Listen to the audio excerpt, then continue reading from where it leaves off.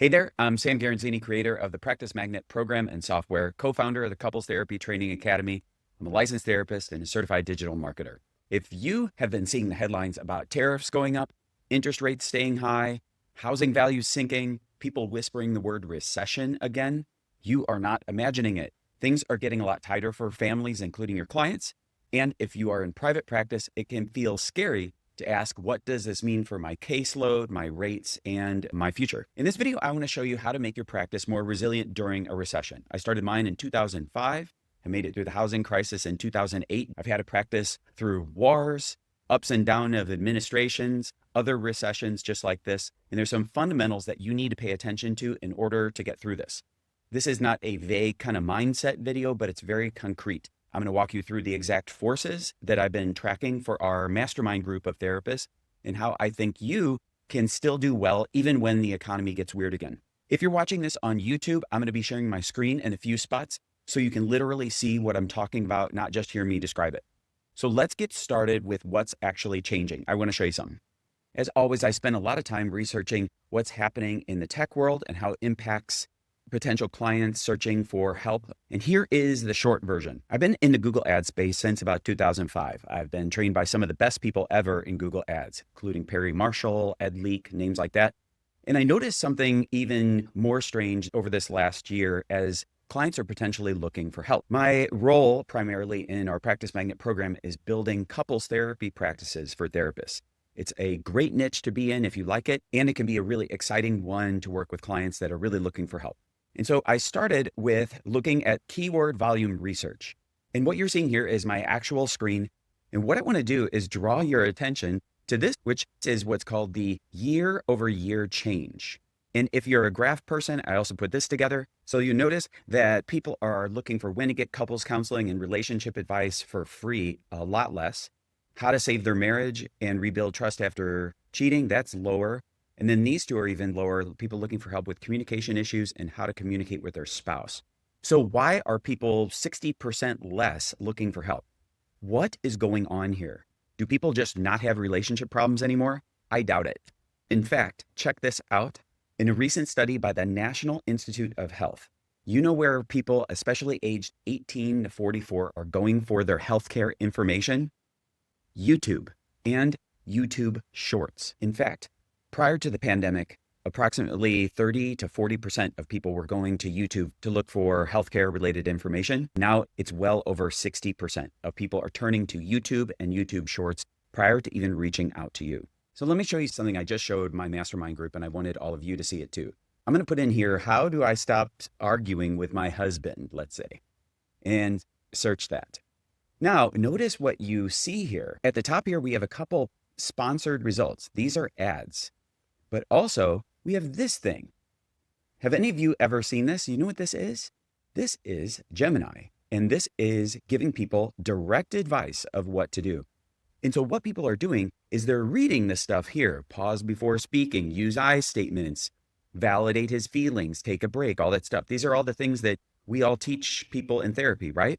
Well, now people are reading this and just running with it. And in fact, they never move forward beyond this information that they see on this page. They're kind of using the browser like you would ChatGPT. They're getting the information and just calling it quits. And this is called no-click search. And actually, it's about 60% or more of searches are no-click. They just get this AI overview at the top of the page, no local therapist, just neat paragraph advice, and that's it. They skim the answer, they move on. Which means if you're sitting there thinking, oh, my website or my Psychology Today is going to carry me through the recession, you are absolutely wrong. On top of that, we have the therapy giants who were funded after COVID with billions of dollars in venture capital. They have to show a profit. They spend tens of millions a quarter on advertising. And their entire strategy is to commoditize the therapy hour. They treat us as a variable cost, and they treat clients like users. So it's not only the economy, the AI search and change in search patterns that are influencing things. It's also these big therapy giants who during some quarters are spending more than Amazon, HelloFresh, progressive auto insurance. It's absolutely amazing. But keep watching because I want to show you something really important all about you and your private practice. So here is the good news. And this is where you have more power than you think. In all the research I did for our Masterminds 2026 prediction video, a few patterns kept showing up. The first thing you need to do is to pay attention to how people actually search for healthcare. Maybe you've heard of Moz. They've been around forever. They are an industry leader in talking about SEO and how that works. So they published a really nice study about how people are looking for healthcare. And Moz found that only a small percentage of people do the old thing where they'll see an ad, fill out a form, and then contact you and become a client right away. In fact, it's probably about 16% of people will do something like that. Most people are bouncing around. They check AI, then they check actually YouTube Shorts, then Reddit, then they do this thing that's really important and it's free, your Google Business Profile, right there. And Moz calls this local SEO. If you haven't set up your Google Business Profile, you can go ahead and do that right after you finish this video. It's free, it's really important. But think for a minute, why are they doing this behavior? They are checking out your vibe. They are testing your reputation before they ever decide to reach out. We are in what I call a trust recession for the past couple of years, where people find it hard to believe everything they see online. So they're looking around to get the consensus for what is the vibe all about you. If you do not have a web footprint in several different areas, then they're probably not going to be reaching out. So let's go back to this search that you saw me do earlier, and I'm going to show you there's a little bit of the answer of something you can do even right now today to make your practice resilient even during a recession. I'm going to scroll down here to this search I did earlier about arguing. And yeah, we see a TED Talk, but scroll down and look at this. Here is a counseling center. I'm not sure where it is. I haven't clicked on it. And then, some psychologist guy here. These are just regular people that are able to stand out and get in front of clients. So if you want a recession resilient practice, you need three things. Number one, you need visibility where people are actually searching. And I just showed you this. Number two is you need offers that match how burnt out and short-term people are thinking ahead right now. So this is an amazing article that just came out from Google Business themselves. It was written by Phil Wilson, who is the head of ads marketing for Google. And I especially want to draw your attention to this part here from Pablo Perez, the Senior Marketing Research and Insights Manager at Google. If you didn't know this, Google has visibility now to 83% of global consumers. That's incredible.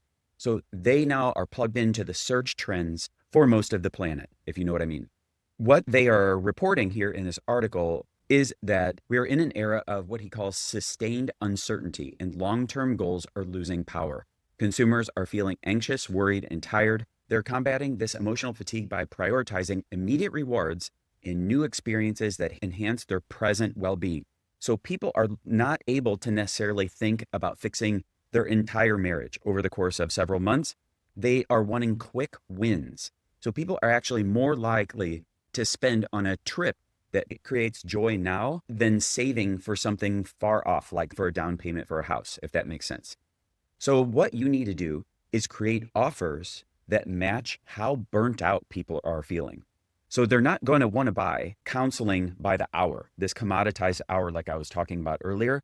They're going to want to buy something that has a clear end date, an engagement that gets them to a very specific goal. They want shorter wins, concrete outcomes, and things that give them relief in the near term. And this is what I love talking about. This is where small practices have a huge advantage over the big therapy platforms.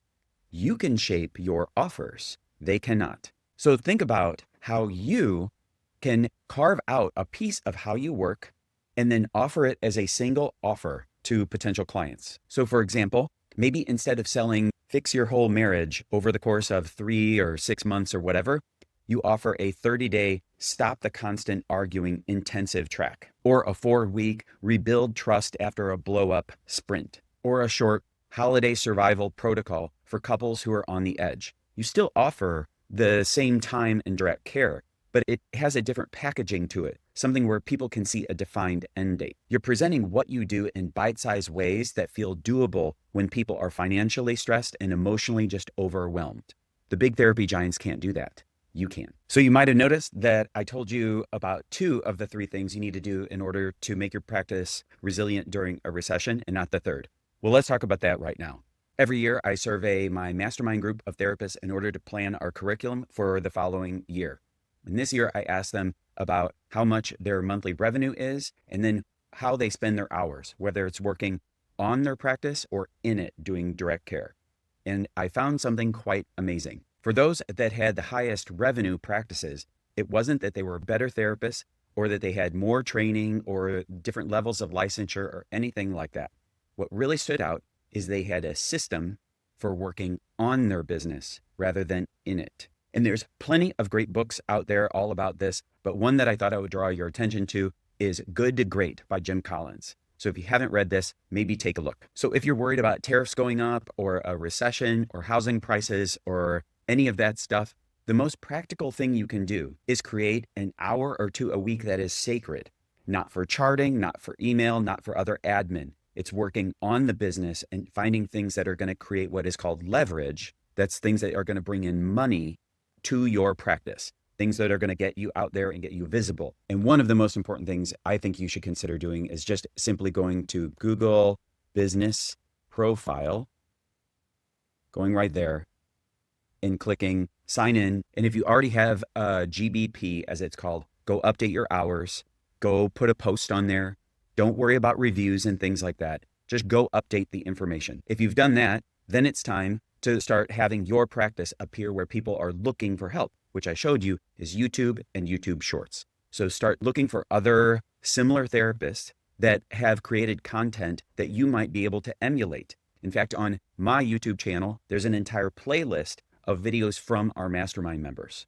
And then also during that sacred hour, consider how you can offer bite-sized pieces of working with you, focused on one specific thing, and then start making content all about that thing. Everything I've just told you is stuff that the big therapy giants cannot replicate. They cannot replicate you. So I know that when the economy gets shaky, the first instinct is to work more hours in session, to squeeze in one more client, to lower your rates and sliding scale and all that. And my argument is actually the opposite. Use the anxiety as a signal to redesign how your practice attracts clients and delivers a quality product to them so that you're less dependent on word of mouth and less threatened by whatever the platforms are doing. If you want more help thinking strategically about this, I'm writing a book right now on becoming more resilient called Make More Offers. It's all about having a modern practice in the middle of all of these changes, AI, the therapy giants, economic swings, all that good stuff. But if you want some time to talk to me, just simply find the link in the description of this video, fill out a short questionnaire, and let's have a conversation. I can tell you the next 2 or 3 things I would do if I were in your position to make your practice more resilient during a recession or any economic ups and downs. I'd love having a conversation with all of you. So if you take just 3 things from this video, number 1, you're not crazy to be worried. Number 2, it's not just the recession. It's about how people search. AI and consumer behavior is shifting again.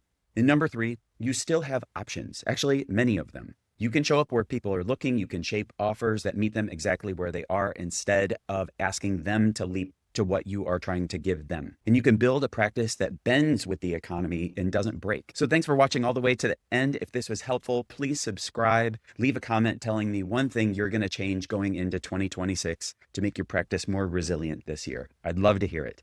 Have a good rest of your day. Thanks a lot.